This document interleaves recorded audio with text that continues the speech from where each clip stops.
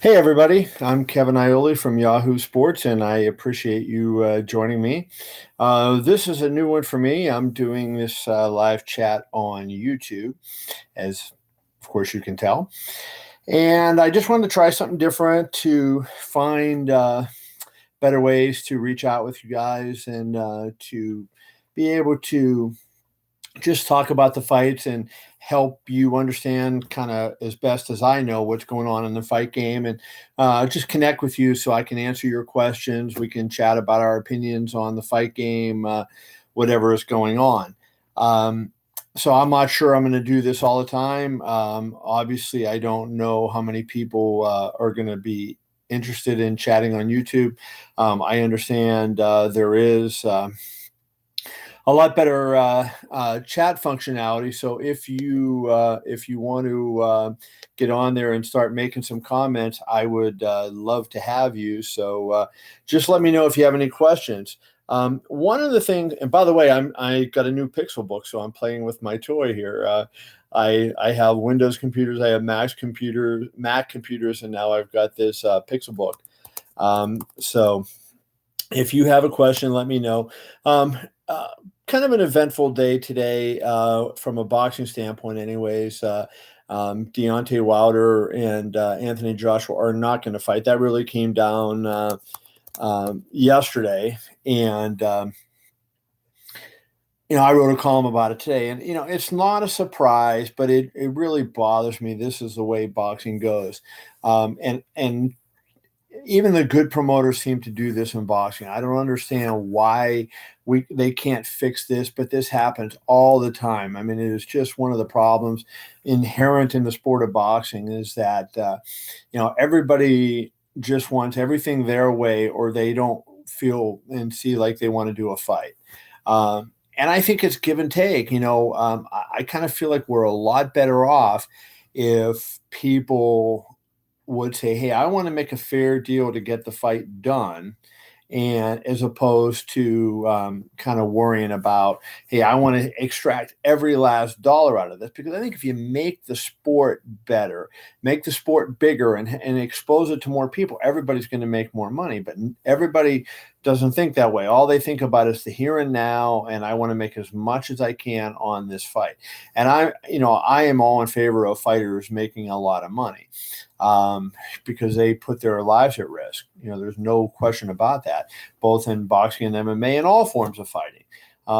Really, not a lot of other sports where you can say that the athletes do that so routinely, and they do it in the fight game. So, of course, I think the fighters should be paid, but when you're talking, that you're going to have one guy get offered $50 million and then the fight doesn't happen, for who knows whatever reason. I mean, that's just getting a little extreme. And I mentioned this before on one of my Facebook live chats that I think an issue was that we in the media and I think the fans, we talk too much about the negotiations and what's going on, and I'm guilty of it. And I wish that we could get away from that and let's talk about the fights, and if we're going to talk about the negotiations, really talk about the fights from the standpoint of, hey, can this fight be made? When do you think it might happen? But not who deserves what and how many pay-per-view points should they get. And that's kind of what we get a lot of the time. And I think that came really, when you think about it, with Mayweather. I think he was, Oscar De La Hoya did it to a degree, but I think when Mayweather became boxing's biggest star, that's what he really wanted to focus on. And so, he talked a lot about I had to take less. So, he talked about those kind of things, a lot more than I think would be good for the sport. So, anyways, I see a few of you are here, gang. If you have any questions, there's a live chat on the right hand side. And go ahead and drop me a question, and I'll talk about it. I'm kind of curious what your reaction is to Ali Abdelaziz saying that Conor McGregor is broke and that's why he wants to fight again. I mean, I think it's more that, Ali is trying to get Conor to accept a fight with Khabib, who he manages, and have that happen more than it is a situation where he knows anything. Hey, of course, the point he made to me is it cost $200,000 to start up that jet. We all know that. That's not a surprise. And of course, it's expensive to start a plane like that up. But, Conor made $100 million last year. He made $34 million the year before. He's got a great management team that I think, set him up very well for the future. They put him with wealth retention experts and with a lot of real good financial planners. And so while he's spending, and hey, nobody can stop him from spending his own money, I think he has a plan in place. So I'm not sure that I agree with Ali's contention. Maybe he knows something I don't know, but I think it looks to me like he's trying to get Khabib a fight against Conor. Conor's coaches have been saying Nate Diaz, and they've been saying Nate Diaz for a long time. So I think that part of this is motivated by, hey, we got to get past, beat Nate Diaz in this derby to get the fight. And once he gets the fight, then I think that, the story will kind of change.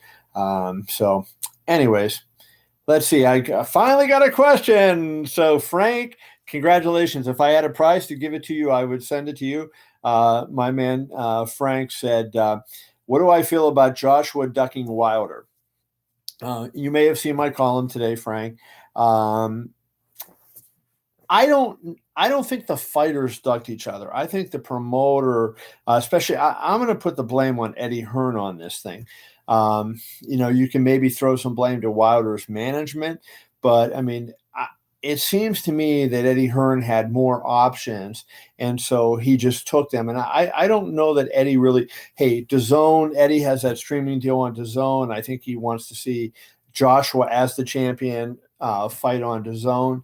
So that was kind of, what I think was going on, is that Eddie wasn't necessarily, real all that eager. And if everything went his way, then yeah, I'll put the fight on and we'll do that. But given that he didn't get 100% of what he wanted, my sense of the matter is that, he thought, hey, it's better off to fulfill the mandatory against Povetkin and go. The problem I have with this, sometimes you want to build the fights, right? And I understand that part of it, but when you try to build a fight, there's a risk involved because, hey, I don't have a problem with guys that lose, but both of these guys are vulnerable. And I think the appeal of this fight right now is that you have two guys that are combined 61-0 with 59 knockouts, and that you can see a knockout at any point. Both guys can lose at any time. And so, hey, Povetkin's no bum. He's not a slouch. He could beat Joshua. That would take some of the wind of the excitement factor wouldn't be there the way it was if they were both undefeated. And we saw, Wilder almost lost to Ortiz. So I think that makes this fight a little bit more urgent to get done. And I wish the promoters would have been and the managers would have been able to do that. Let's see. Joe Lopez said, if Mikey Garcia and Lomachenko fight, who do you have winning? I think I would lean toward Lomachenko, but Mikey is such a good fighter. He's got great precision. And I guess part of it would depend on when they fight and at what weight class. Because here's what I would say, Joe. I think, if they fought at 35 now, I would favor Lomachenko. But I think if they fight at a bigger weight, you got to start to think that Mikey is going to be the guy.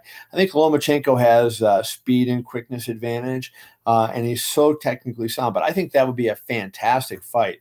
I would love to see it, and really, I like that way better than any other fight that's out there for Loma.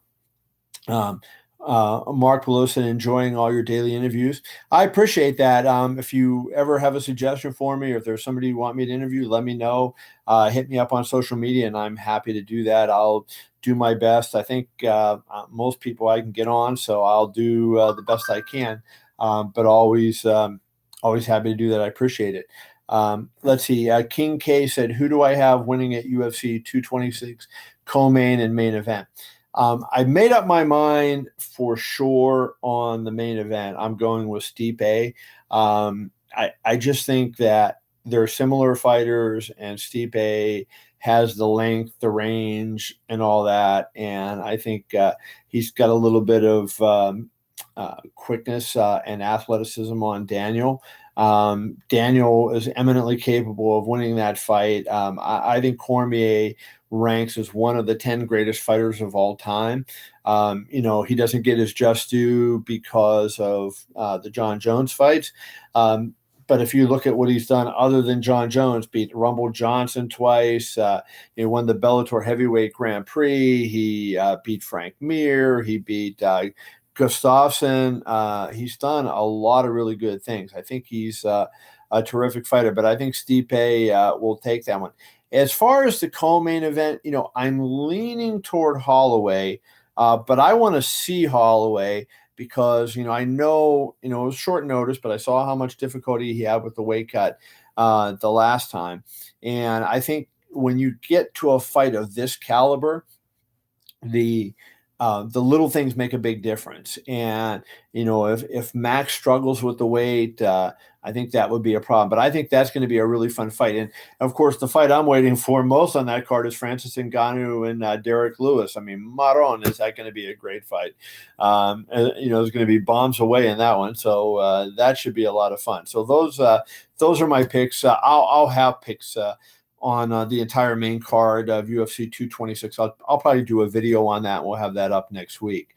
Let's see, what else did I get?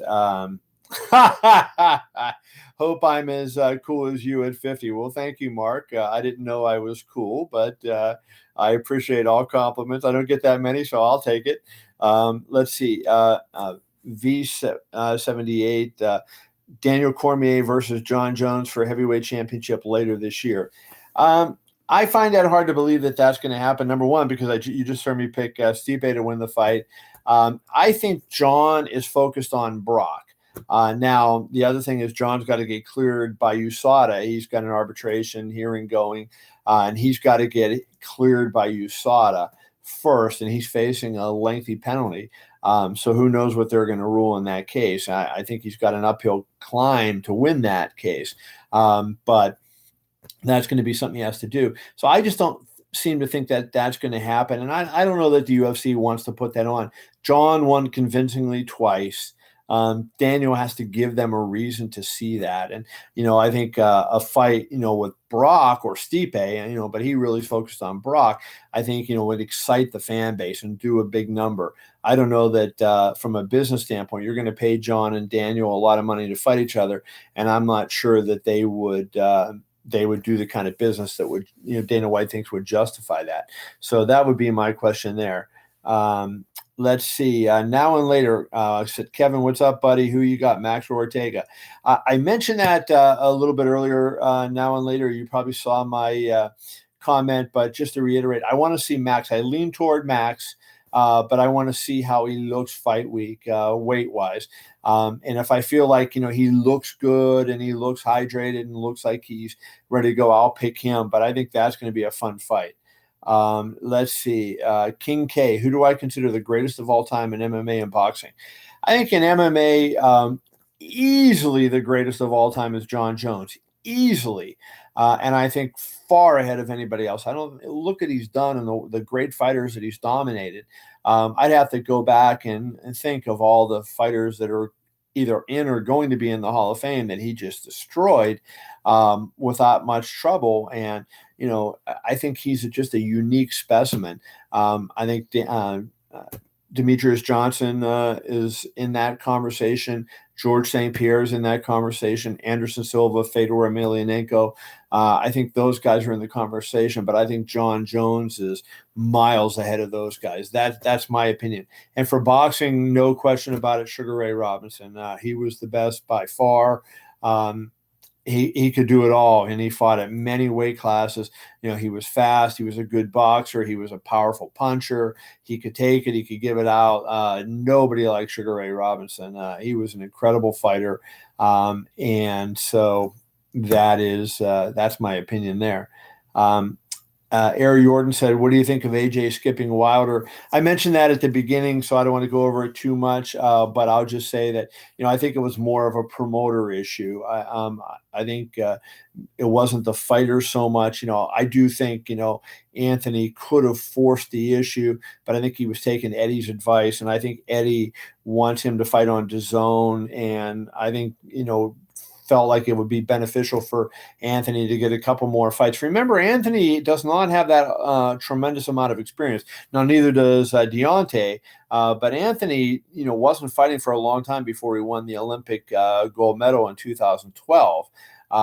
And just a couple of years, and unlike say a Lomachenko, was 396-1 as an amateur, and so the experience wouldn't hurt him. But I don't blame Anthony for it as much as I do the promoter. So let's see, where are we at here? Jackie, I hope I pronounced that correct. Triple G versus Canelo 2. Who do you have winning? I saw the first fight. I was ringside there. I thought Gennady won the first fight. I think both guys need to make adjustments. I think Gennady will be more aggressive in the second fight, and I expect Gennady to win the fight either by late stoppage or a very clear decision in the rematch. Now and later said, "Why is DJ ducking TJ so badly? That was supposed to be under DC versus Stipe." Yeah, I haven't talked to DJ in a while. The last time I talked to him, and this may not be his current view, but the last time I spoke to him, he said that TJ had not fought in the division, and he didn't feel just it was right that he was kind of like a traditionalist, and that you should have to win some fights and not just move to a division and all of a sudden get a championship shot. And that was his. I thought it was a mistake. I think DJ is a terrific fighter. And an even better guy. I mean, if you happen to know Demetrius Johnson, a wonderful human being, a terrific guy, a guy you'd want to be your friend, just a great guy. But I think he made a bad business choice. I think TJ would have been the fight that would have gotten him a lot more acclaim. He's going to fight Henry Cejudo, and I like Henry, and I think Henry's a great fighter. But I don't think it does as much for DJ as a fight with Dillashaw would have. So that's my thought on that one. Edward Klein said, "It's the blessed era, baby." He is a great fighter. And we look back on that fight in 2013, and I remember at the time, nobody talked about it, but Conor McGregor and Max Holloway, and boy, what a big fight that would be if they fought right now, wouldn't it? That would be something else. Let's see. King K, so what do you make of Roy Nelson, who fought both, saying DC is way better than Stipe? Hey, Roy is a smart guy. I know Roy knows the fight game very well. And he had experience. But I think, Roy's been wrong in predictions before, as have I. But I also think Stipe has developed as a fighter. You can see Stipe getting better each time out. I thought he looked fantastic in his last outing. So, I will just say I disagree with Roy.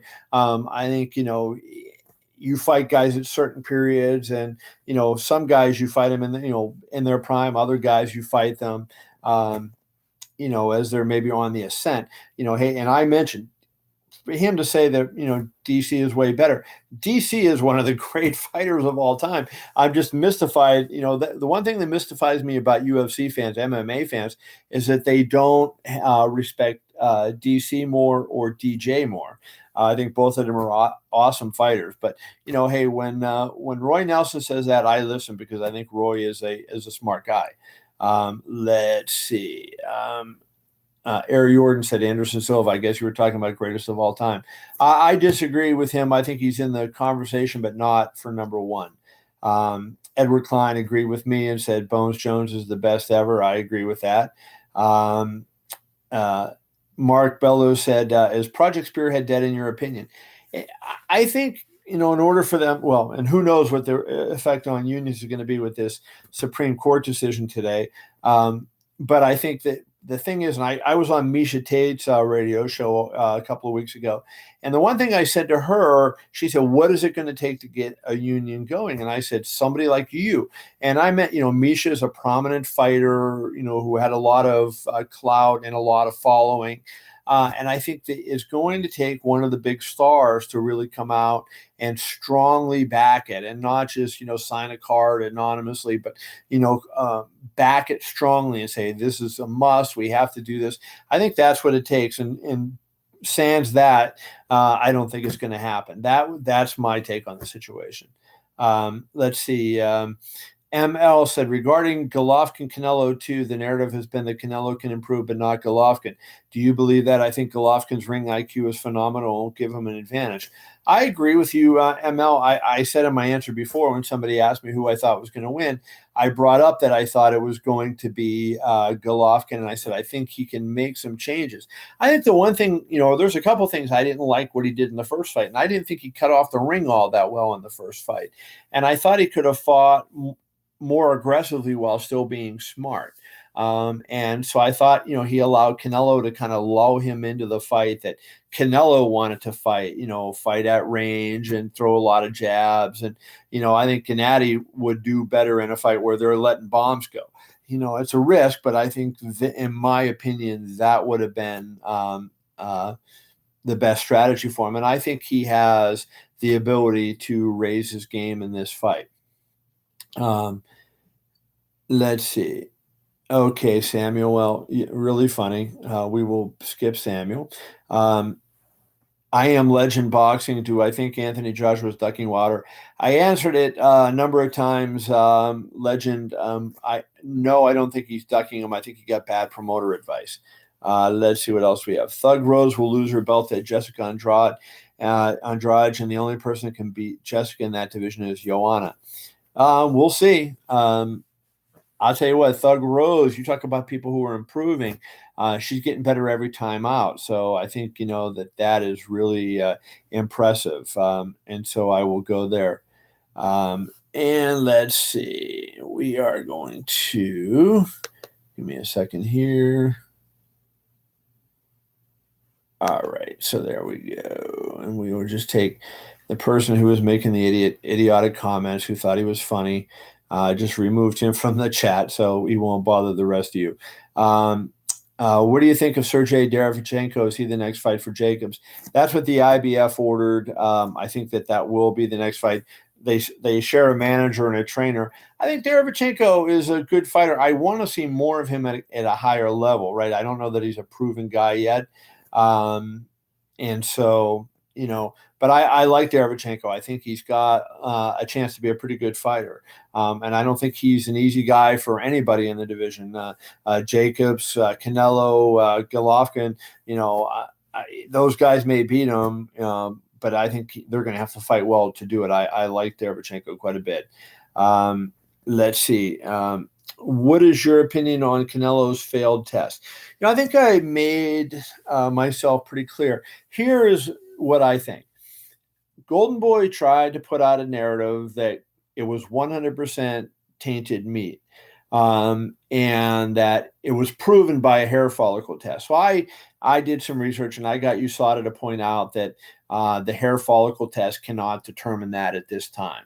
That it can prove the presence of clenbuterol, but it does not prove that that was tainted meat or a pill. It does not prove that. So the hair follicle test does nothing. And I think that it's an open question out there for Canelo. Did he do it on purpose or not? I don't think it's been a proven thing. I think it's still up in the air. I asked his doctor at a press conference, isn't it? He said it was consistent with eating contaminated meat, and I said, isn't it consistent also with him being at the end of a cycle and had taken the pill several days before, and now when he got tested, there was just a little bit left in his system, and the doctor agreed with that. He had to say yes. So I think that I'm just not buying totally the tainted meat thing. And here's where my problem with Canelo, though. Even if it was tainted meat, and it could be, I mean, that is a problem, not as big as it used to be, but it still is a problem. But Canelo had the money and had the resources, and he knew he was being tested. If he was going to be in Mexico and eat meat for any length of time, he should have had meat imported or bought it where he knew that it was not an issue. And so as a result, it's on him no matter what. And so I think that that's just one of those things that, in my opinion, he'd have been a lot better off if he had done that, and we wouldn't be in this situation we're in. So that's my opinion, and I hope that that makes sense. I Am Legend. Would you turn down $50 million? No.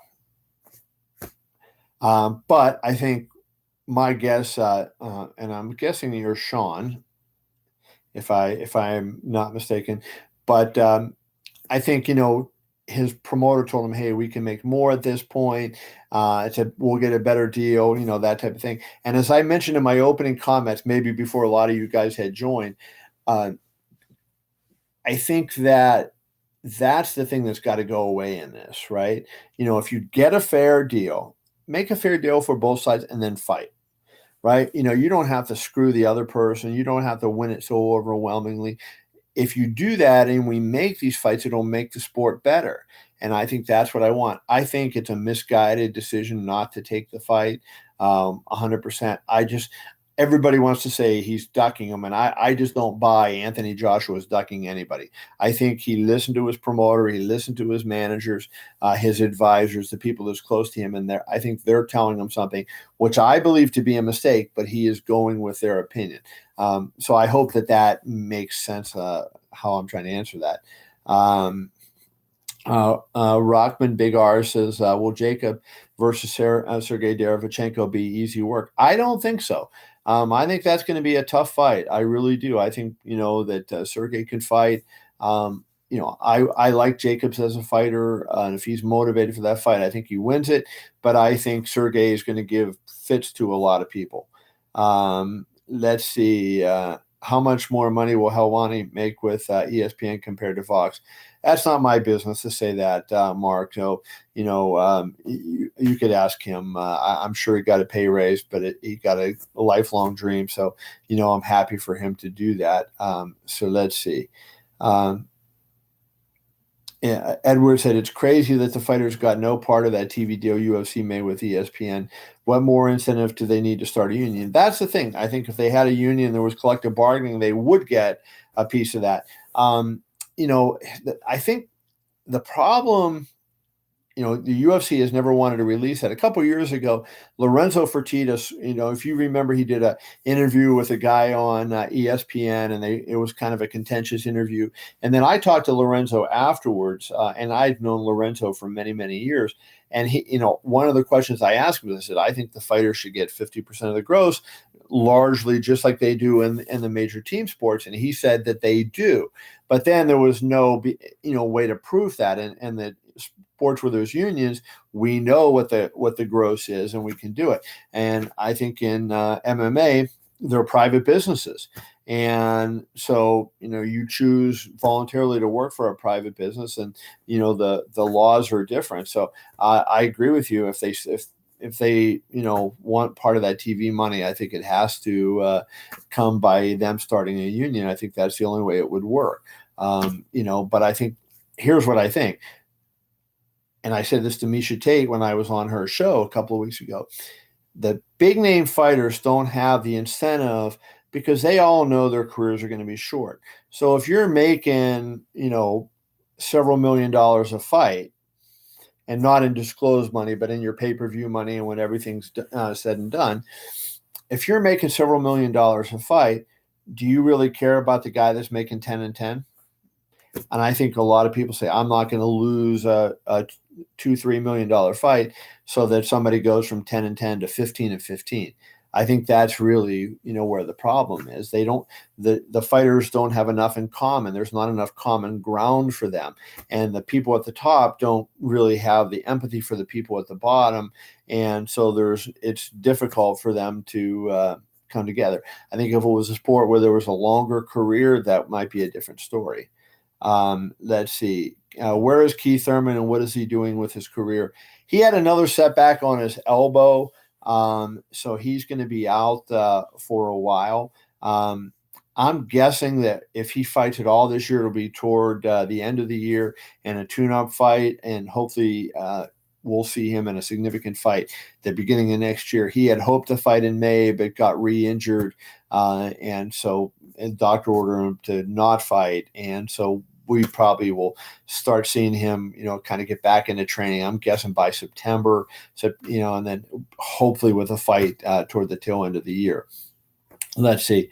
What tomato can I just lost the question here. I was laughing at it. I thought it was a good question. What tomato can do you think Tyson Fury will fight next? God only knows. I hope it's not like the guy he fought, Safari, in the last outing. I mean, that was god awful. Frank Warren, my man, you're a great promoter, but that was a disgrace. I mean, come on. I know that, hey, Tyson had been off a long time and had some problems. But I mean, if you're going to sell that fight for that kind of money and ask people to pay the big ticket prices, give them something a little better than that. I just felt like that was a disgrace. He did say that he'll fight Wilder. So, I don't think that fight will happen soon. But, hey, if he did, that'd be awesome. Let's see what else. Where are we? Why is MVP running from Daly? Michael Venom Page, for people who don't know who MVP is. Hopefully this welterweight tournament they fight in the first round, or Bellator is going to have a serious problem. Why is Gegard versus Rory on DAZN? It should be on free TV. I think they're trying to start the DAZN service. I should say DAZN service. I'm sorry. The DAZN streaming service off with a big one. But I believe it's going to, if I'm not mistaken, and maybe I'm wrong on this, but I thought Scott said that it was going to be on both Paramount Network and DAZN. If I'm mistaken on that, I apologize. But I thought it was going to be on both. But I know they want to build that DAZN service up because that's going to be their bread and butter for a few years if things go right. So let's see, where are we at here? And talking about MVP, you asked me about MVP. I think it makes sense to have them fight in the first round of the tournament too. Although, wouldn't it make sense to have them fight in the finals of the tournament? Think about that. You set up and have them fight in London with everything on the line. Wow, that would be a good fight. I don't know that he was running from him though. But they will, now that they're both in the field, we will get to see them fight. I answered this question a number of times, and I do not think Josh was ducking Wilder. I think he's taking advice from his promoter. And if you go back and numerous times in the chat, I don't mean to dog you, but a lot of people have been on here for the whole time, and I don't want to repeat the same answer over and over, but I don't think he's ducking him. I think he's taking advice from his promoter. B. Jordan said Spence Jr. versus Crawford. Who you got? Oh my God. Do I want to see that fight bad? I guess, after seeing what Crawford did to Jeff Horn, and I realize Jeff Horn is nowhere near Bud Crawford, I have a little edge toward Bud. The question is Bud sturdy enough to take the power that Errol has? I think Bud is maybe a better all-around boxer than Errol is, and with the ability to switch, I think that'll create some problems. Errol Spence is just an incredible fighter and hits really hard. To me, that's like a Hagler, a Hearns Leonard type fight. Could go either way, but I would say, as we sit here today, I would favor Terrence Bud Crawford. As time goes on and we see how they perform, maybe differently, but I would favor Crawford right now. Let's see. Rockman said, should Wilder entertain Aaron Kownacki or Brazil? He's got a deal with Brazil in place. There's bad blood with Brazil, so I don't know that either fight's a fight that the world is dying to see. But I think if you're going to, if you have bad blood with a guy and there's a little bit of a backstory to it, why not fight that guy? That would be my thought. Let's see, where else are we at here? All righty, we got more questions here coming down. I think the flat fees are disrespectful. I'm not sure what you're saying. You mean you think that offering a fighter like Wilder a flat fee is disrespectful? Just if you clarify that, so I understand a little more of what you're saying, Basil, I'll try to answer that. Um, will you pay $20 a month for DAZN if the biggest fight is Anthony Joshua versus Povetkin? I personally would do it. I'm in a position to do it. I love the fights. There's going to be a lot more stuff on there than the fights, but I understand that. Hey, you know, I'm not typical of everybody else, and each person has to deal with their own finances. Look, ESPN's going to ask you $4.99 for ESPN Plus. There's a lot of great stuff on there. UFC's, still asking $9.99 for Fight Pass. DAZN, if they come up at $20, which I think will be a mistake, is going to be, and then you're going to want to watch something other than fighting. I think whether it's Game of Thrones or Westworld or whatever the heck it is. I think people want to watch something else, and so you're getting into a pretty high cost with the fight. So I think that they got to be careful what they price that at. But I think that the appeal is that there's so much stuff on there. So I personally would pay it, but I'm sensitive. That's why you hear me rail on pay-per-views, because of you guys. I'm trying to stick up for you and say, hey, let's put these fights on free TV where the public can see them. I think it makes the sport so much better. The Super Bowl's not on pay-per-view, and that's why they get 100-some million people watch it every year. And I wish that we could get to that point in boxing, but unfortunately, I think that ship has sailed. Let's see. Jamal said, I wish the paperwork was available so we could figure out who was lying. I assume you're talking about the Wilder Joshua. Yeah, that's going to be something that, I think we're never going to know the true details of how I've talked to people on all sides of it, and it's like complete opposite. What you hear. You talk to people on Wilder's side, you're going, okay, all right, and you start to feel like you have a sense, and then you talk to the Brits and get their side of the story, and it's totally different. So I'm sure the truth is somewhere in the middle. It might make a good book if they ever do fight. We can talk about the negotiations leading up to the fight, and how tough that was. So let's see what else we got here. Okay, we're gonna just get you out of here, I guess. So we will get him. Josh Taylor or Prograis. That's really good. I don't know if any of you saw my interview with Eddie Hearn that's on my YouTube channel here. You can go back and catch it. It was a couple of months ago. And I mentioned to him that I was a big fan of Josh Taylor, that I had seen him in person fight in the Olympics, and I was very impressed by him. And, I liked him a lot. Wait a minute, I'm going the wrong guy. I'm sorry. Let me go back here. I was thinking of a different Josh. Josh Taylor, I also think Carl Frampton's buddy, I think is a really good fighter as well. But Prograis is on a different level. I just think Prograis is one of the better fighters in the world right now. Up and coming fighter, hits hard, has a lot of good stuff to his game. And I'm impressed by him. So I will say Regis Prograis. He's fighting on July 14th on ESPN, which was supposed to be kind of a lead into Pacquiao's fight. And the people running the Pacquiao fight, I have no idea what the hell they're doing, but there's no TV left yet. It sounds like really crazy. Let's see. How fast do you think Kayla Harrison will get to the top? She was showing me a few things at Henzo's last year. She threw me over her shoulder harder than any man in there. I was shocked at the strength on her. Yeah, I mean, she is a physical specimen. I mean, she fought in the Olympics at 170, really strong, really athletic, powerful woman.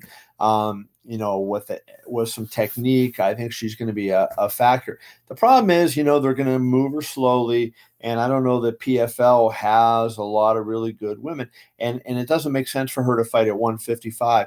I interviewed her the other day. It's on my YouTube channel, and she talked about getting down to 45 and hopefully fighting Cyborg. I think that is something that would be good, but she's gonna have to leave the PFL. So I think it's not going to be fast because I think she's committed to the PFL for a while, and unless they really develop their women's division, I think Kayla will have to leave to get that really big challenge, and we can say, hey, she's developed. Um, let's see what we got here. Um, Scott Linehan said UFC sucks. Let's be honest. May to you, Scott. I like it. I like MMA. I like boxing. I'm not the biggest kickboxing fan, pure kickboxing. I like it in MMA fights, but I'm not a big kickboxing fan. But if you don't like it, no worries. I respect what you like. Let's see. Where are we at here? Let's see. Okay, Juan Villa said Canelo by knockout. Duly noted. I'm going to go by Triple G, but I'll note that. Let's see. Breaking news: Raging Al's out of his main event. Um, that's sad. I have not seen that yet, so that's sad if that in fact is happening. That was going to be a crazy wild fight. Um, does Fury versus Bellew do anything for Fury? I think it does. I mean, Bellew beat David Haye convincingly twice. He's not the world's best heavyweight, but he is a representative guy, and I think it'll show where Tyson Fury is in the division right now. I wouldn't necessarily just say, "Hey, Tyson Fury's going to walk all over him." You got to think Fury would be the favorite, but I think Bellew's got some talent, and I didn't think much of him when he was at light heavyweight. And who did he fight? It was on the it was in Montreal. Was it Stevenson?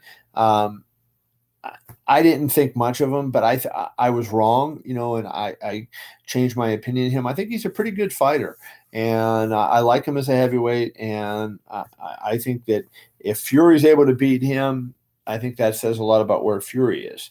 Let's see. Let's see. Yes, they Scott, you are correct that they're in the 140 tournament for the World Boxing Super Series, which is going to be a blast. I love the World Boxing Super Series. That's going to be a good one. Let's see, what else do we got? Since Saunders will not fight Canelo or Triple G in September, what are the chances we see Saunders and Charlo? I don't think you're going to see Saunders versus Charlo. I really do not think we'll see that. I could be wrong on that, but I think Saunders has been hanging around for a while. I think he wants the big money fight, and I think Charlo is going to be a tough fight for not a lot of money. So I don't think that we will see that. My own personal opinion. Let's see what else. Where are we at here? Do I mind seeing a trilogy fight between Wilder and Stavern? Stavern does not deserve it. So if Stavern would go out there and beat some significant people, then I might say, hey, possibly. But he lost twice. The second time emphatically. Why would we want to see it a third time? So the more I think about it, no, I don't want to see that again. Um, let's see. Did you know Cotto mostly fought for title eliminators and vacant belts? He's retired now, so it doesn't really matter. Just felt he robbed the fans a lot. On the fence about him being a Hall of Famer. I disagree. I mean, I would have to go back and say, hey, where were the titles and all this? But I think Cotto fought so many good fighters. You go backwards. I'm just trying to think. He fought Canelo, Austin Trout, Shane Mosley, Zab Judah. I mean, he had a lot of really good fighters in there. I remember that Ricardo Torres fight when Torres was hot. A lot of really good names, good guys on his record. I think he's definitely a Hall of Famer. As far as the vacant title thing, and I see so many fights, I forget what I see half the time, and I don't really remember that circumstance like you're saying. But I think Cotto is a great fighter and deserving of the Hall of Fame. Let's see. Scott said Cotto is a legend. I agree. Let's see. Where are we at here? Thank you. All right. Let's see. Where are we at here? UK folks are. Well, I'm going back. I lost the train of thought here. Okay, I'm going to wrap this up. I got a lot more questions on. I'm going to just get a couple of these. Do I like the new bare knuckle fighting? I do not. That's just me. I don't like it, and I don't think the quality of the fights is all that great. But I don't like. It's bad enough. Fight with the gloves. There's no reason to do that. Um, let's see, a couple more. Deontay mentioned campaigning at cruiserweight and heavyweight. Good idea. I think that was talk. I just cannot see how he would get down there. This is a guy that hasn't had a cut weight. What is he, 218, 220? Big dude. And what would he be like at 200 pounds? I just cannot imagine that he'd be able to safely and successfully make 200. So I say no. One, I already told you I do like Triple G to win that fight. All right, we will block another one. And let's see. And I think we're going to end it there because a lot of the Charlo or Hurd, boy, that's a good one. I love both of those fighters. I'd love to see that. I'm going to go with Swift Hurd. I like him. I think he's a really good fighter. So I will leave it at that. So let's see. I'm going to end it right here. I appreciate everybody joining. Even the people who were making stupid comments in the chat, thanks for joining. I appreciate it. If you like this, let me know. If we're friends on Facebook, put a comment on my Facebook page, hit me on social media, and let me know if you want me to keep doing these on YouTube. I'll do them as often as I can. If you guys like it, seemed like it was pretty fun. Anyways, I'll let you all go. My voice is kind of starting to go anyways. Have a good night, and we will talk to you soon.